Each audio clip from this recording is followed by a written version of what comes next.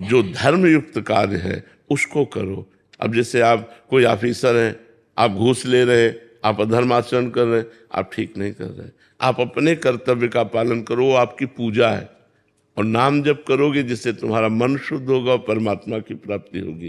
तो मामुनिस्मर युद्ध से भगवान का स्मरण करते हुए अपने कर्तव्य का पालन करना, ये तो सदैव यही उपदेश होते रहते हैं। जब उपदेश होते तो यही उपदेश होते हैं। कभी ऐसा नहीं कहा गया कि आप सब काम काज छोड़ दो, ऐसा नहीं कहा गया। हम सब छोड़कर भी बैठे हैं क्या?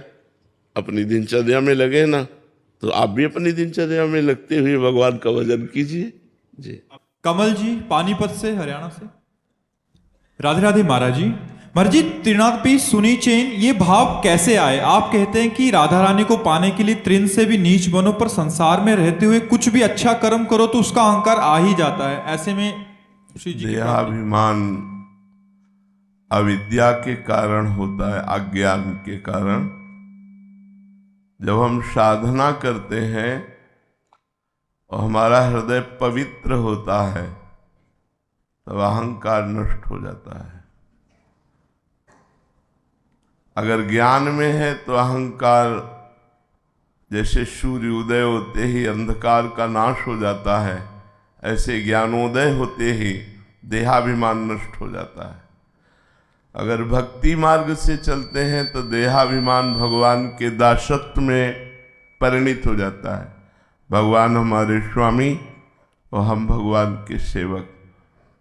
तो भगवान चराचर रूप में है तो हम चराचर जगत के सेवक हुए तो सबसे छोटे हो गए ना।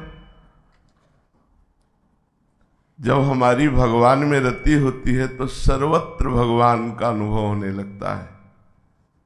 सो अनन्य गति जाके असमति न टरे हनुमंत, मैं सेवक सचराचर रूप स्वामी भगवंत। वही अनन्य भक्त है जिसको ऐसा अनुभव हो कि मैं सेवक हूं और चराचर जगत मेरे स्वामी का रूप है। तो त्रिनादपि सुनी चैन हो गया ना। बिना भक्ति और बिना ज्ञान के ये अहंकार तो छोटी छोटी बातों में भी लगा रहता है। फिर जब हम अच्छे सत्कर्म करते हैं तो ये और पुष्ट हो जाता है। ये सब अहंकार जब गलित हो जाता है तभी परमात्मा प्राप्ति होती है। तो सत्संग के द्वारा, नाम जप के द्वारा, शास्त्र स्वाध्याय के द्वारा, परोपकार के द्वारा हम अपने मन बुद्धि को जब पवित्र करते हैं तो पवित्र मन बुद्धि में शुद्ध ज्ञान का प्रादुर्भाव होता है और उसी से अज्ञान